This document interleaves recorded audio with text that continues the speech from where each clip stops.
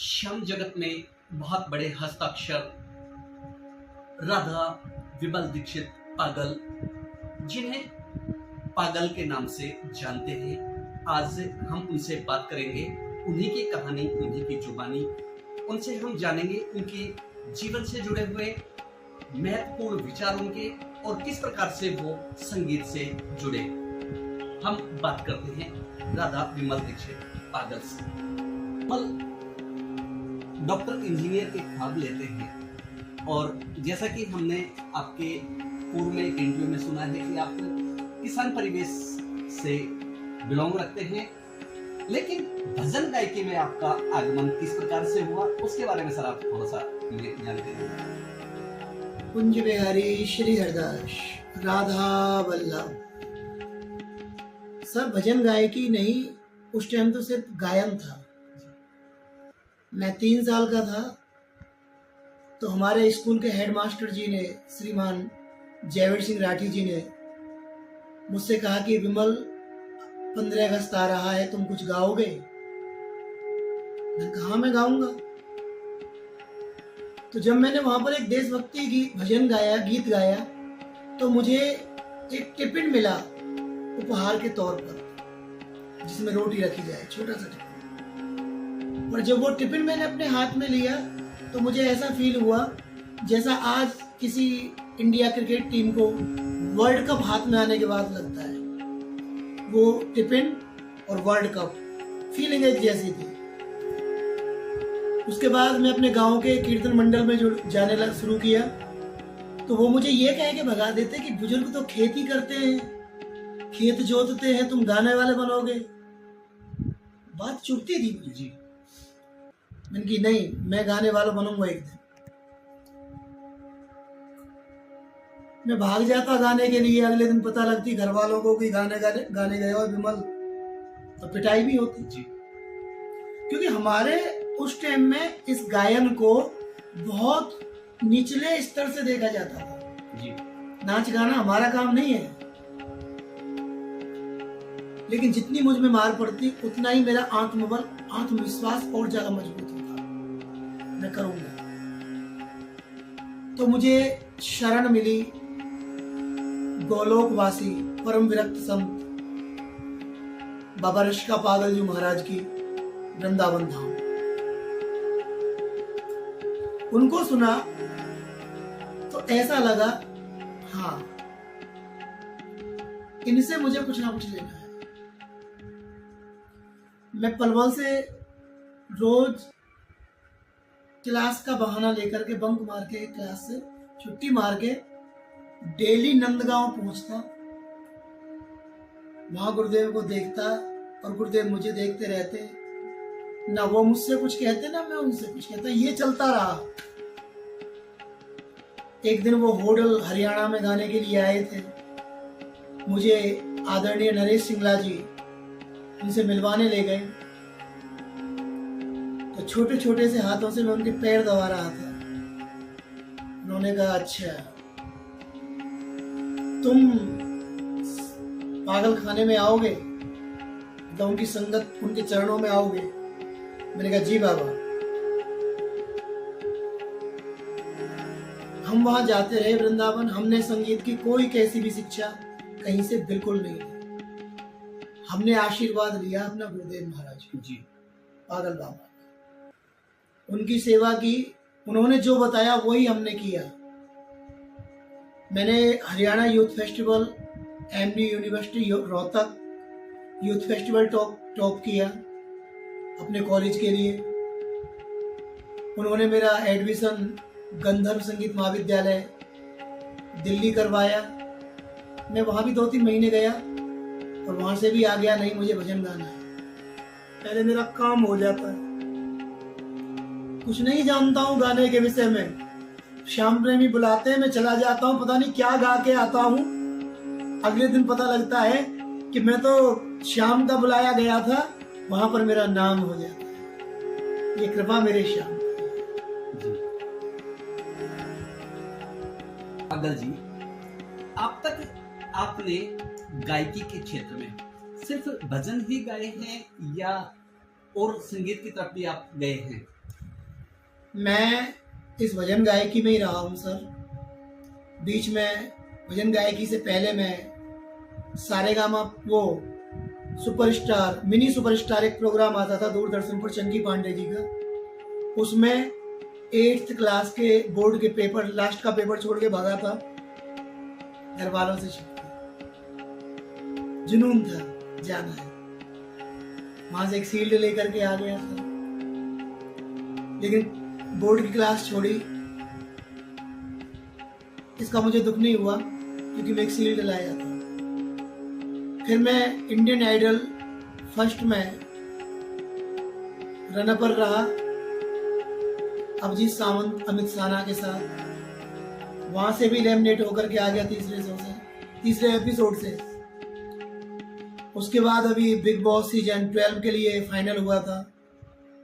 एक agreement sign करना था, वो सिर्फ इस बात पर साइन नहीं किया कि जिस बात को ये बिग बॉस ये बॉलीवुड हमारे समाज में परोस रहा है, मैं भी बेटी का बाप हूँ, मेरे भी बच्चे हैं, जिसको मैं नहीं देख सकता उसको मैं अपने परिवार को कैसे दिखा सकता हूँ। मैंने उस एग्रीमेंट को साइन नहीं किया। क्यों? मैंने उनसे कहा कि जितना तुम मुझे एक महीने में दोगे उतना मेरा श्याम मुझे एक रात में दे देता है, तो मैं तुम्हारे शो में क्यों आऊं? मुझे ऐसी झूठी शोहरत नहीं चाहिए। मुझे श्याम प्रभु ने कहां से कहां पहुंचा दिया। इस जन्म में क्या पता नहीं, आने वाले कई जन्मों में भी मैं अपने बाबा श्याम का ये कर्ज नहीं उतार पाऊं। मैं इस जीवन से बड़ा खुश हूं सर। श्याम गायकी में आते आते आप इतना डूब चुके हैं कि आपको पागल बाबा के नाम से लोग जानने लगे हैं। तो अब तक आपने भजन गायकी में कितने एल्बम तैयार कर चुके हैं और लगभग कितने भजन गा चुके हैं आप अब तक? पागल बाबा मेरे गुरुदेव थे, मैं कभी पागल बाबा के नखून बराबर नहीं हो सकता सर। अब वो गोलोक चले गए, उनकी यादें ही रह गई हैं मेरे दिल में। लगभग मैं 14-15 एल्बम कर चुका हूँ और जो मेरे बिहारी जी बुलवाते हैं लिखवाते हैं वही बोल पाता हूँ, गा पाता हूँ। कुछ और अलग नहीं गाया है। जो मेरे गुरुदेव ने मुझे सिखाया है वही गा पाता हूँ। लेकिन ये श्याम प्रेमियों का बहुत बहुत प्यार है कि वो मैं गाना कुछ और चाहता हूँ, वो सुनना वही चाहते हैं कि चाहे कितना भी पुराना हो जाए, सुनना वही है। विमल भैया आपसे चलिए, मैं नौकर हूँ श्याम का, तो मैं वही नौकरी करूंगा जो श्याम के प्रेमी मुझसे चाहेंगे। आखिरी सांस तक ये पागल जब तक जीवित हैं, श्याम प्रेमियों अपनी सांस में जब तक सांस है सिर्फ श्याम का गुण गाएंगे, इसके अलावा और कुछ नहीं गाएंगे। जी, आप छोटे से गांव से निकल करके और रसिक की गायकी में आगे बढ़ते हुए अब तक भारत में तो आपने वो मुकाम हासिल कर लिया। भारत में तो आज सर उस टाइम लगता था कि सिर्फ मुझे गाना है। एमिल आराधना आता था चैनल पर, उसको देखते थे। आज जिन सिंगरों से हम मिलते हैं, बैठते हैं इनके साथ, वो हमारे लिए एक सपना हुआ करता था। जब मैं बाबा श्याम के चरणों में आया, आजकल के सिंगरों में जो आजकल का नया यूथ आ रहा है, उनको 5 मिनट बैठना भी गवारा है। बैठ जाए, हम 2-2, 3-3 घंटे बैठे रहते थे, पूरे नाइट बैठे रहते थे कि गाने के लिए माइक मिलेगा। लेकिन सच्चाई है, श्याम जगत जानता है, 9 महीने मुझे 8-9 महीने माइक नहीं मिला। अभी वो आ रहे हैं, अभी वो गाएंगे, अभी आरती का टाइम हो गया। लेकिन जिस दिन बाबा श्याम की नजर पड़ी, सर ऐसी कृपा की बाबा ने कि इस किसान के बच्चे को पूरी दुनिया में एक पहचान दिला दी कि आ गया पागल का पागल। जी, जैसा कि आपने बता रहे हैं कि विधिवत रूप से आपने कोई शिक्षा नहीं ली, लेकिन आप श्याम भक्ति में इतने लीन हो गए थे कि आपको एक जुनून सवार हो गया था कि मुझे श्याम भक्ति में जाना है। और ऐसा कौन सा ऐसा वाकया था कि आपको श्याम के दर तक पहुंचा दिया, श्याम बाबा के दर तक? मैं लास्ट बार जब मुझे कापासेड़ा बॉर्डर, गुड़गावा दिल्ली कापासेड़ा बॉर्डर, वहाँ से मेरे मित्र बिट्टू यादव और SHO सुरेंद्र दैया, ये मुझे पहली बार खाटू श्याम जी लेके गए। इन्हीं के साथ में जाने लगा, नंबर नहीं आता था गाने का। तो आखिरी बार मैं बाबा के मंदिर में गया और बाबा के मंदिर में दहाड़े मार मार के चिल्ला चिल्ला कर गया, कैसा बाबा है तू, ना तेरे हाथ है ना पैर है, सर को मतलब ऐसी उल्ट अनाप शनाप बातें बोला बाबा से। आज के बाद में तेरी चौखट पे नहीं है। इससे बढ़िया तो मेरा वृंदावन है कि जमुना की रेत पे कहीं भी बैठूं और गाऊं, कोई रोकने टोकने वाला नहीं। लोग हंस रहे थे मुझे देख करके और मैं वहां से रो करके काफी देर रोया मैं मंदिर में। वहां से चल दिया मैंने कि आज के बाद तो यहाँ आना ही नहीं है। जो लोग मुझे वहां से हर बार ये कहते थे कि टाइम नहीं है, वो धर्मशाला के बाहर, रेवाड़ी धर्मशाला के बाहर वो लोग खड़े हुए थे और वो मुझसे बोले कि भाई पागल, आज तू एक भजन सुना के जा। पहली बात जो भगाते थे वो बोले कि आज तू एक भजन सुना के जा। मैंने कहा आप तो वैसे भी खाटू, मुझे आनो ही ना है, चलो एक भजन गा दो। रेवाड़ी वाली धर्मशाला में ऐसे भीड़ थी जैसे स्टेडियम के अंदर होती है, बालकोनी, नीचे ऊपर सब एकदम क्राउड ही क्राउड। तो आदरणीय मुझे एक भजन गाने का मौका मिला था। जनता ने वंस मोर कर करके मुझसे उस दिन 7 भजन सुने, कभी नहीं भूलता। 7 भजन सुने और उस दिन के बाद ऐसी कृपा हुई कि मैं हर महीने बाबा के दरबार जाने लगा। गुड़गांव से ट्रेन से जाता था। अब तुमने कहा कि श्याम बाबा की तरफ आकर्षित क्यों हुआ, जिससे मैं लड़ाई लड़ा, नहीं आऊंगा। अब शब्द जो भी जो बोला कि तेरा एक सर लेके बैठा, ये बैठा वो बैठा, ऐसे लड़ा, उसने मुझ पे ऐसी कृपा की। फिर मैं गुड़गांव से ट्रेन पकड़ता था, इतनी भीड़ होती थी ट्रेन में, तो मैंने क्या काम किया, मैंने नहीं किया, वो बाबा ने किया। मैंने भजन गाना शुरू किया गुड़गांव से। 1 गाया, 2 गाया, 3 गाया, तो जो लोग सीटों पर बैठे थे उन्होंने कहा कि लाला बेटा तुम इधर आके बैठो। उन्होंने मुझे बिठाया भी, चाय भी पिलाई। मेरे मन में लालच जागा, ये कितना अच्छा है कि भजन भी सुनाता हूँ मैं, तो ये चाय भी पिलाते हैं, ये अच्छी बात है। मैं हर महीने भजन गाता जाऊंगा, हर महीने ये चाय पानी सब सेवा करेंगे मुझे। ये लालच मेरे अंदर जागृत किया बाबा श्याम ने। मैं कई साल तक ट्रेन से जाता रहा और यही क्रम चलता रहा। मैं भजन गाना शुरू करता गुड़गांव से और रिंगस तक भजन गाता जाता, इस वजह से कि कहीं मैंने भजन गाना बंद किया तो ये मुझे सीट पर नहीं बैठने देंगे और चाय भी नहीं पिलाएंगे। जगह जगह नाम पहुंचा, जिस कहा कि लोग कहते हैं डॉक्टर बने, इंजीनियर बने, बच्चा ये बने, मैंने कहा कि कुत्ता बनूं मैं। मैंने मंदिर के बाहर ही ये एक कुत्ते का खड़ा हुआ देखो, तो मैंने कहा देखो श्याम प्रेमी, सत्य बात बता रहा हूं मैं इस चैनल के माध्यम से, क्योंकि ये मेरा दूसरा जन्म है, इस जन्म में मैं झूठ ही नहीं बोलता हूँ बस। तो मैंने देखा कि एक कुत्ते को प्रसाद के डिब्बा में हर श्याम प्रेमी कोई ना कुछ डाल रहा है और कुत्ता वही खड़े खड़े खा रहा है। मोह गानों पड़े, डर रहे कि कोई सीट ते ना उठा देवे। मैं यो चिल्ला तो आऊं ट्रेन में, अगर मैं यहाँ के चौखट को कुत्ता भी बन सकूं तो मुझे चिल्लाना भी ना पड़ेगा, मैं खड़े रहूंगा, मुंह में कोई लात भी ना मारेगो, 56 भोग को प्रसाद भी मुझे यही खड़े खड़े मिलेगा। तो इंसान बनने से लाख गुना बढ़िया है। इंसान को रोटी नहीं देता सर, कुत्ते को प्रसाद अवश्य मिलता है। आज के दौर में मेरे मन से ये बात निकली कि अपनी चौखट का तू मुझे कुत्ता ही बना ले बाबा, और बना ले। वो लाइन इतनी पसंद आई श्याम प्रेमियों को कि ये पहला पागल है, ना टाटा बनना चाहता, ना बिरला बनना चाहता, ना डॉक्टर बनना चाहता, ना साइंटिस्ट, ये कुत्ता बनना चाहता है। मैं बाबा श्याम की चौखट का कुत्ता बनना चाहता हूँ, ये भाव मेरे अंदर प्रकट जी। और वो आज मेरे साथ उसने बताया कि श्याम प्रभु तेरे दर पे मैं कुत्ता बन जाऊं। आप श्याम प्रभु के इतने अनन्य भक्त हो गए कि जो लोग आपको ताना देते थे कि बनेगा गवैया, आज उसी गवैये की बदौलत, गायकी की बदौलत आपने अपने परिवार को भी सराहा, और जहाँ तक मेरी जानकारी है कि आपको अल्प समय में ही अपने पिताजी दूर भी चले गए थे, तो उसके बाद का थोड़ा सा वाकया आप हमें बताइए। जब मेरे पिताजी गए, श्याम प्रेमियों में ये बात नहीं खोलता, लेकिन खोल रहा हूँ। जो बच्चे आज खाटू श्याम जी में केवल एंटरटेनमेंट के लिए जाते हैं, उनके लिए मैं ये बात बता रहा हूँ। इसको एंटरटेन मत जानिए, ये कलयुग का सच्चा देव है, इसको पहचानिए। जब मेरे पिताजी गए थे इस दुनिया से, मेरी बहुत छोटी उम्र थी,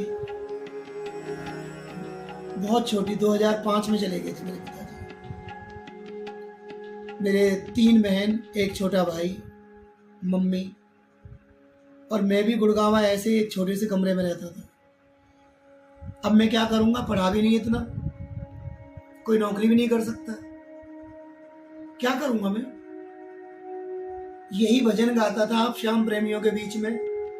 आप श्याम प्रेमियों ने बाबा श्याम का एक सेवक होने के नाते इस पागल को इतना प्यार दिया। 2012 में उसी गांव में जाकर के शादी की, जिस गांव के और पास में लोग कहते थे कि पंडित जी तुम्हारा लड़का नचकैया बनेगा,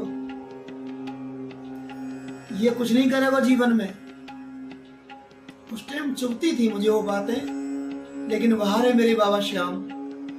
मैं नहीं शादी कर रहा था 2012 में, किसी श्याम प्रेमी को मैंने ये नहीं बुलाया था कि आपको आना है, सच्ची। इस बाबा श्याम ने मुझे एक एक रात में 4-4 कीर्तन करवाए, खूब धन दिया।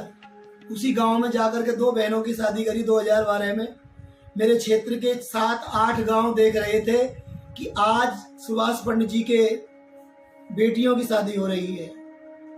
लोग कहने लगे कि भाई कौन सा काम करता है ऐसा, कोई 2 नंबर का काम करता है क्या। अब मैं उनको क्या बताता कि मैं क्या काम करता हूं। मैंने कहा जो तुम समझो वही सही है, लेकिन मैं तुमसे क्या कहूं कि किसी श्याम प्रेमी ने मुझसे क्या कही है। जिसने श्याम को अंतरात्मा से चाहा है, इस श्याम ने कभी बाप बनकर, कभी भाई बनकर, कभी बेटा बनकर उसका पूरा साथ निभाया है। उसका जीता जागता प्रमाण प्रभु मैं हूँ। पागल के नाम से जानते हैं, तो भारत के अलावा आपने और कौन कौन से देशों में अभी तक अपना गायकी में झंडे गाड़े? नहीं, मैं बिल्कुल किसी भी और देश में नहीं गया। मेरे पास अर्मेनिया से ऑफर आया, स्विट्जरलैंड से ऑफर आया, दुबई से आया, 2 बार गया नहीं, क्योंकि मैंने कई भजन गायकों के मुंह से सुना कि जो आनंद भजन गायकी का अपने भारत में है, वो आनंद आउट ऑफ इंडिया नहीं है। टाइम की पंक्चुअलिटी, आपको 1 घंटे में सब कुछ खत्म करना है, 1 घंटे में आए। अगर आपने 49 मिनट गाया, 59 मिनट गाया, वो 59 मिनट गाया, तो आप बेस्ट सिंगर हो। अगर 61 मिनट भी गा दिया तो यू आर बोरिंग, आप बोर कर रहे हो। नहीं, बहुत लोगों ने मुझसे ये बात बताई, तो मेरी आत्मा ने कहा कि जहां मुझे एक समय सीमा में रह करके गाना पड़े अपने प्रभु का नाम, उससे बढ़िया है मैं अपने भारत की भूमि पर गाऊं, अपने प्रेमियों के बीच गाऊं, चाहे किसी चौपाल पर बैठकर गाऊं, पर गाऊं अपने भारत में। अपने भारत के बाहर मैं नहीं जाना चाहता। मैं अपने प्रेमियों को सुनाना चाहता हूं। स्टारडम को इतना करीब से देखा है, स्टार ये वो नहीं, पागल बनने का जो आनंद है वो स्टार बनकर आनंद नहीं खोना चाहता। अभी आगामी आपका नया आ रहा है? अभी मेरे बिहारी जी के 4 भजन आ रहे हैं। 3 भजन स्काईलार्क से हैं और 1 भजन एक और कंपनी से रिलीज होना है, अभी उसका नाम मैं नहीं बता सकता। चारों भजन मेरे बिहारी जी ने कंपोज किए हैं और मेरी अपनी मनोदशा पर आधारित हैं चारों ही भजन। 5 साल मैंने कोई भजन नहीं दिया नया। अब कुछ नया दे रहा हूँ श्याम प्रेमियों के लिए। लेकिन मेरे भजनों में नाच कूद या फुअरता इसका कोई अंश नहीं मिलेगा। मेरे भजन को जो श्याम का सच्चा प्रेमी होगा वही सुन पाएगा। पागल रहे या ना रहे, भजन वही गा करके जाऊंगा इस दुनिया में कि मेरे जाने के बाद भी मुझे याद किया जाए। आज सत्कार के रूप में आज हमारे साथ राधा विमल दीक्षित पागल से हम बात कर रहे थे और आपसे मिलकर हमें बहुत अच्छा लगा। और आप यूं ही संगीत प्रेमियों को श्री श्याम प्रभु के भक्ति में यूं ही डुबोते रहे। आपको कि आपने इस पागल दास की बात को, मन के भावों को अपने चैनल में जगह दी, मेरा सौभाग्य है। मैं अपने सौभाग्य को प्रणाम करता हूँ। शाहजहाँपुर आज शाम कीर्तन में हम आए हैं खाटू से। भैया धीरेन्द्र गुप्ता जी, धीर जी, उनका बहुत बहुत साधुवाद। और आपने जो मेरी मन की बातों को चैनल के लिए लिया है, एक बात अपनी तरफ से कहना चाहता हूँ कि जैसा श्याम परिवार पहले था, प्रेमियों विनती है इस श्याम परिवार को वैसा ही बनाइए। इस श्याम परिवार को व्यापार का आधार मत बनाइए। जो हम जब शुरू हुए थे श्याम बाबा के चरणों में जाना प्रेमियों, वहां पर एक भाव की गंगा बहती थी।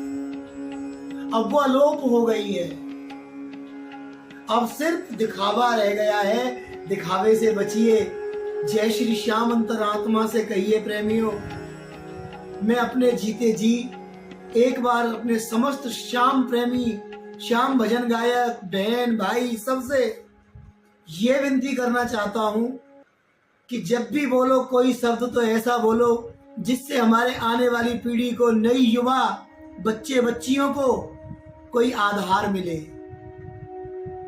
कोई एक सीख मिले। नाच कूद, ये धूम धड़ाका, ये बाहर की शैली को यहाँ मत परोसिए। इस श्याम दरबार को, इस भजन कीर्तन को कीर्तन ही रहने दीजिए। इस पागल की बात पर विचार कीजिए। जय श्री श्याम।